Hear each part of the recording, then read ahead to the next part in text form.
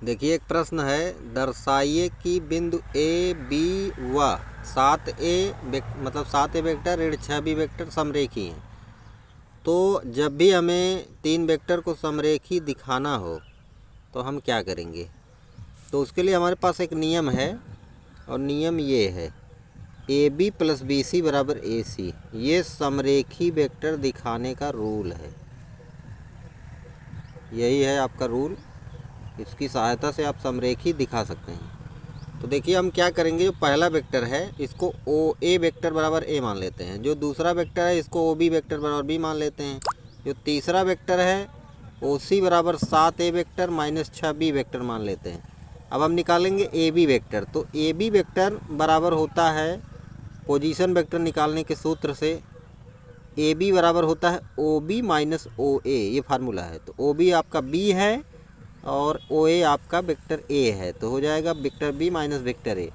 अब उसी प्रकार से आपका बी सी वेक्टर बराबर होगा O C vector minus O B vector, मतलब ओ सी से बी घटता है तो सी से बी घटेगा मतलब O C vector minus O B vector. तो ओ सी का मान आपका 7a vector minus 6b vector है और आपका जो वेक्टर ओ बी है वो वेक्टर बी है। तो 7a vector minus 6b vector minus B vector, 6b में बी जुड़ जाएगा तो ऋण 7b वेक्टर होगा, 7 हम कॉमन ले लेंगे तो vector A minus vector B हो जाएगा।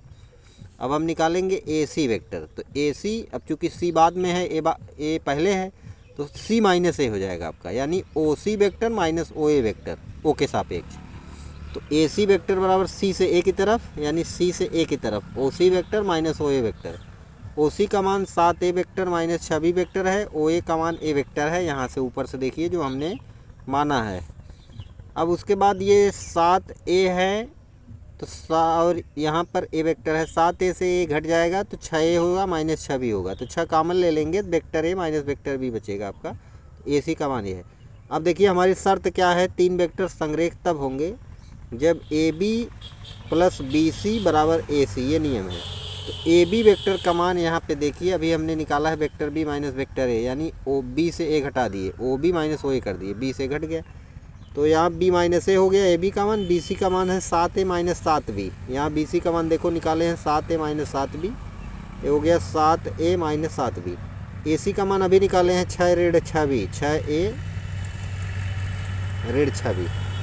तो अब देखिए 7a में से a घट जाएगा, 6a बचेगा, 7b से b घटेगा तो 6b बचेगा।